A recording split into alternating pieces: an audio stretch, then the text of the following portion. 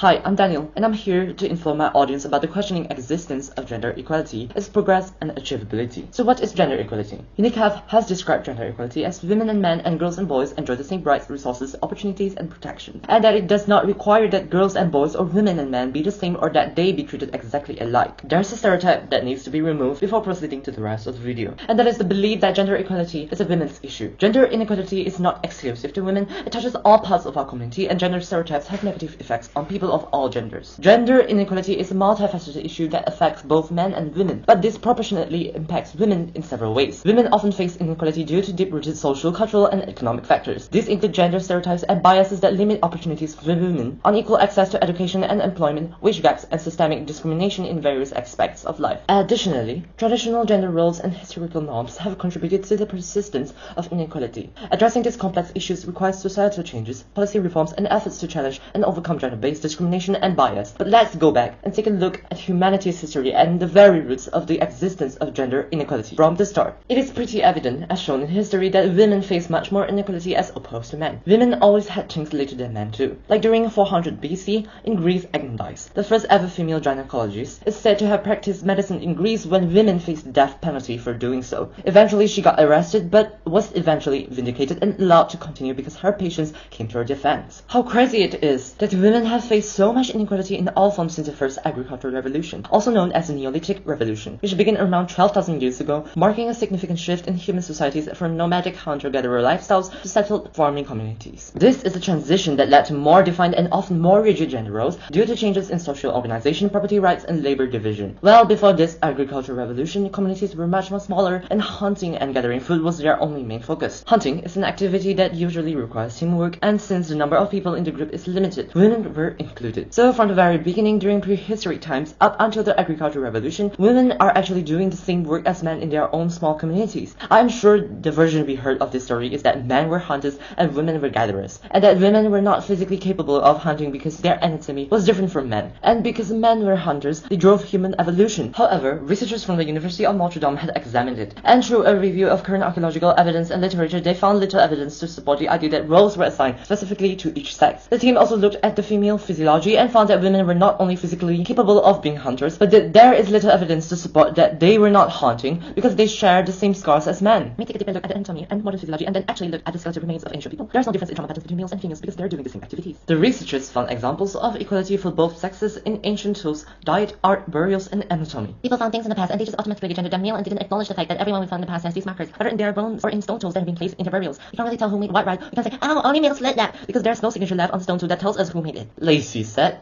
But from what evidence we do have, there appears to be almost no sex differences in roles. As said, during the Paleolithic era, most people lived in small groups. To Lacey, the idea that only part of the group would hunt didn't make sense. We live in such a small society, you have to be really flexible. She said. Everyone has to be able to pick up any role at any time. It just seems like an obvious thing, but people weren't to get it that way. But sadly, after humans started living in bigger communities and having a societal structure, men were chosen as the inheritors of ownership and property. It might be because of the roles and sex of men decided they were the providers, so rights should be given to them, but that's not important because nobody will ever know why humans started a division between men and women after that revolution. But gender inequality in the past few centuries in the modern world isn't that simple. Modern humans are just much more close-minded and filled with hate and would be willingly giving it out when the other person is different from themselves and their expectations. Real funny, because of this multi-dimensional layer of hate from mankind and its complexity, there are now a lot of intersections in gender inequality. Intersectionality refers to the interconnected nature of social categorizations such as race, class, and gender as they apply to a given individual or group, regarded as creating overlapping and interdependent systems of discrimination or disadvantage. When it comes to gender inequality, intersectionality recognizes that individuals may experience discrimination or disadvantage based on multiple factors such as race, ethnicity, socio-economic status, sexual orientation, disability, in addition to gender. So basically, if you're a black, lesbian woman whose body type isn't appealing and is paralyzed from the waist, quadruple kill. You might get hate because you are all of this on top of each other, and the hate you would get would be even more intense. The challenges that we have to face in achieving gender equality are many, and most of it is deeply rooted as it began in the past, ranging from deep-rooted societal norms and systemic discrimination to all types of disparities and violence or harassment. It is pretty obvious, and I don't need to give you any examples to let you know any of these happenings. It's happening all around you and me and our communities. Check the news, search for it, and there certainly would be a few results that are related to these issues. But why yap so much about gender equality? Gender equality isn't baseless. First and foremost, it is a fundamental human right enshrined in various international agreements and treaties. Every individual, regardless of gender, deserves equal rights, opportunities, and treatment. It also promotes a fair and just society where everyone has the chance to reach their full potential, free from discrimination and prejudice. Societies with greater gender equality are more likely to be stable and peaceful, as women's empowerment and participation contribute to conflict prevention and resolution. It strengthens social cohesion by promoting inclusivity, tolerance, and respect for diversity within communities and societies. It is not to just keep the country or community together, but from a higher perspective, for humanity to thrive, we must work together and remove the boundaries that bind us from going forward. Humanity needs to work together as a whole, regardless of any difference in identity, etc. etc., especially the difference of gender. Gender equality is both a goal and a work in progress. While significant strides have been made in advancing gender equality in many parts of the world, achieving full equality remains a complex and ongoing process. While gender equality may seem like an ideal or utopian dream in some contexts, it is a tangible and achievable goal that requires concerted efforts from governments, civil society, the private sectors, and individuals. By continuing to advocate for gender equality, implementing policies and programs that promote gender equity, and challenging discriminatory attitudes and practices, progress can be made toward realizing a more equal and just society for all genders. By investing in gender equality benefits future generations by breaking the cycle of poverty, discrimination, and inequality, and creating a more equitable and sustainable world for all.